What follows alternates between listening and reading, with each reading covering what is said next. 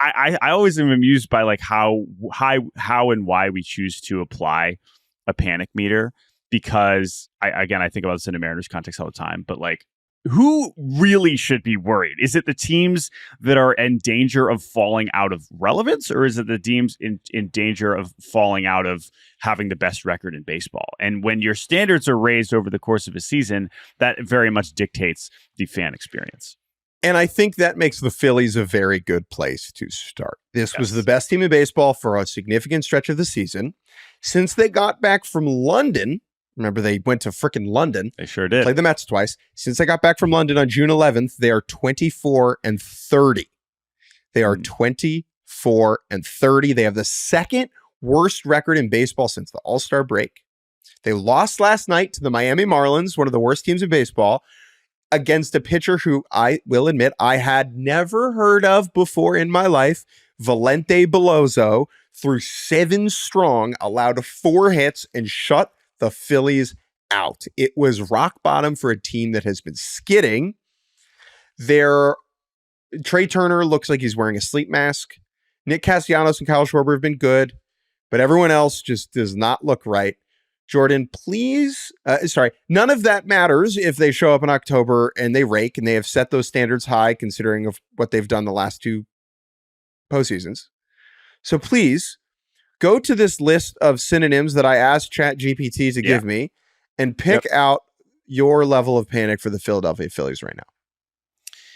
Yeah. So a lot of options here. I think, right, it's certainly a spectrum. I know these are technically synonyms according to ChatGPT, but some of them sound a lot more dramatic than others, right? The fact that hysteria is kind of a default setting for some of these fan bases anyway. That's another thing, is like when you're applying it specifically to Phillies fans. But it's always so funny because while I don't disagree with you when you're like, rock bottom, shut out by Valente Beloso, I'm still looking at them 6 games up in the division and I'm like, yeah, rock bottom sounds pretty nice. 19 games above 500. Right. And it's also funny you mentioned the London trip as the cutoff, because if I recall, the London trip, again, we're just making stuff up in terms of arbitrary endpoints. That's when the Mets started on gets hot, right? They won 15 of their next 18 games after going across the pond. So, and that's long enough now that different things have kind of impacted their experience. But to your question, I think I'm sticking with unease. Unease is the good one, because restlessness is kind of an interesting one. We talk about what's the word you kind of have where it's just complacency, right? That's the managers like to use it. Oh, okay. How are we getting up for this game? It's the Marlins. We're just supposed to, sleepwalk past these guys. It's like, no, actually, Beloso says otherwise. I think the Phillies right now are anxiety. Their season ended last year in such an embarrassing fashion to head home needing 1 win to go to the World Series against the Arizona Diamondbacks and losing 2 at Citizens Bank Park in games where their offense was just flailing at flies. And the last month, they have looked like that team. And those 2 games against Arizona have been the cloud for the Phillies this whole year. Really, even when they were playing well, some of the narrative was, this is great. Does it even matter if they show back up in October and they swing at sliders in the other batter's box? No, it doesn't matter. But for this past month, and I think that particularly with Trey Turner, where Trey Turner in that series just horrible.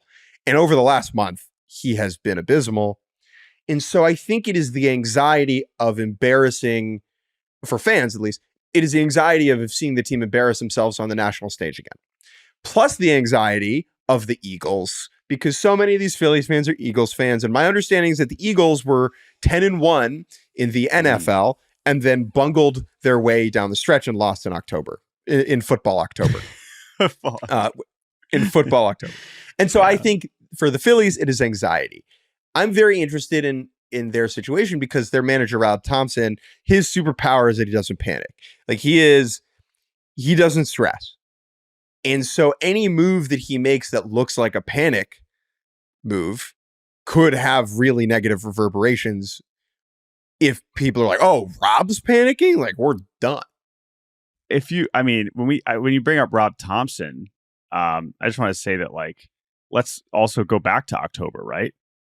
We were losing. How is he not changing the lineup? How is he not changing the lineup? Now, I don't know if people are feeling that weight, and he didn't. He never did, right?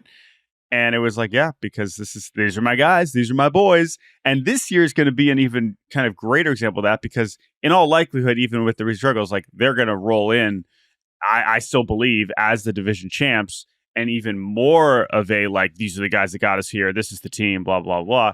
And so I'm even more curious about how, I don't really know what buttons there are to press specifically, and maybe you have better insight into that. I do. So last night, really for the first time, Rob Thompson, it feels like every day someone asks him about the lineup, and he got asked about it after the loss last night, and he said something along the lines of, we're getting close. We're getting close to making a change. And so if Thompson's turning a dial or, flipping a switch, I think that's pretty indicative.